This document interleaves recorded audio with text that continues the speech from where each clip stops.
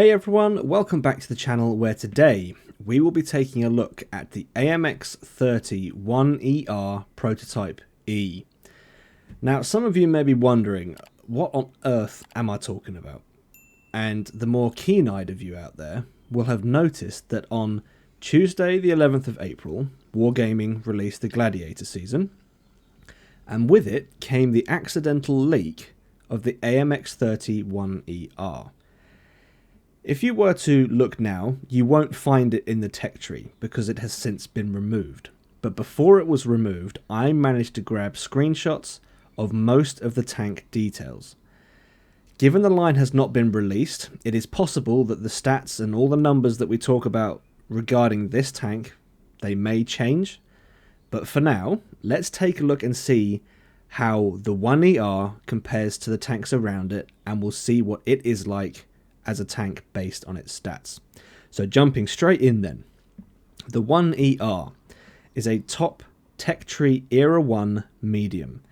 Given it's a medium and based on its position in the tech tree, I would make an educated guess and say that the 1ER will branch off of the M47. Being top of its era, that puts it alongside the M48A5PI, the Centurion 5.1, the Type 773, the Object 165, the Type 69-2, the TVP T5051, and finally the Turan 5SH. Based off of that list, the 1ER will be arriving in a pool of tanks that is already pretty busy. But before we compare, let's take a look at the stats of the 1ER. And again, all these figures, all these numbers, they're all subject to change because this tank hasn't been released yet.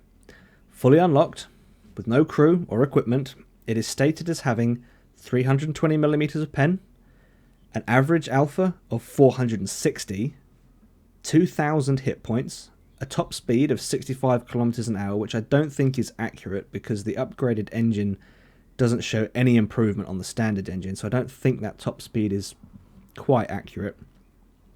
It'll have a view range of 490, and finally, an unconfirmed detection range of 392 meters. So, in a nutshell, or a unconfirmed nutshell, that is the 1ER. A big thing to note here is that just like the Farad in Era 2, the standard rounds are heat. How does the 1ER compare to the other Era 1 mediums though? Well, 320mm of pen takes it to the top spot in Era 1. The next closest to 320 is the Turan 5SH, which has 282mm of pen. That's quite a big jump, and it's a similar story with the average alpha per shot. The 1ER takes the top spot again with 460, with the next closest behind it being the Turan 5SH, 773, 51 and M48, all of which have an average alpha of only 390. So again, that's a big jump. That's a very big jump for this era. Moving down to HP, the 1ER has 2,000 hit points, which is above average for Era 1. The only tank to beat it is the 5.1, which has 2,050. So it's not beaten by a lot, but I can't sit here and say it is the top spot. It's not the top spot, but you know, it's close. It's very close. The unconfirmed top speed of 65 kilometers an hour is pretty high for an Era 1 medium, but again, it's not the highest.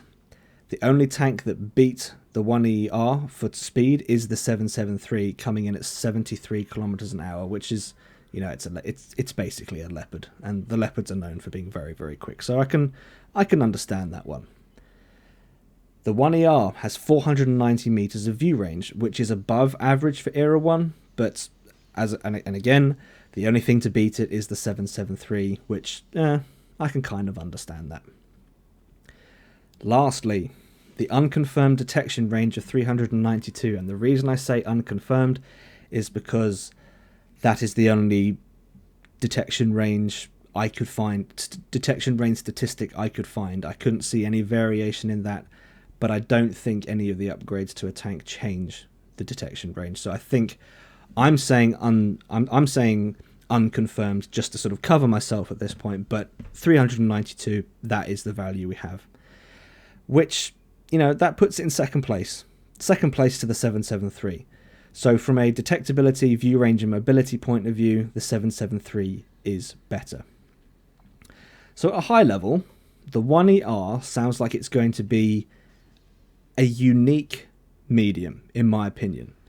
That is, if you can handle firing heat as standard, I think it's going to be a good medium.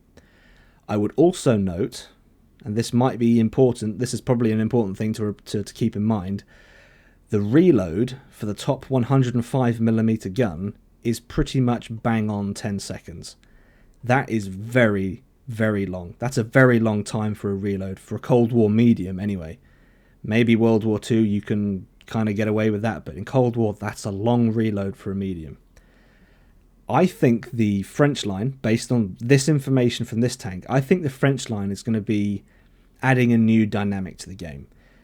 I reckon they're going to have high alpha, high pen, heat as standard, with longer reload times. And if you take a look at the armor here, it's nothing special. It could be better. It's not terrible, but you know, I think it's going to be middle of the road from an armor point of view. I think it's going to be pretty average for its armor. But again, you know, this is all, of course, subject to change. I can't guarantee that anything here is going to be arriving in the game because, well, the line hasn't been confirmed yet. I'm pretty sure it's probably still going through testing. But this snapshot does give us an idea of what to expect from the upcoming French line, which, I might add, still has an unknown release date.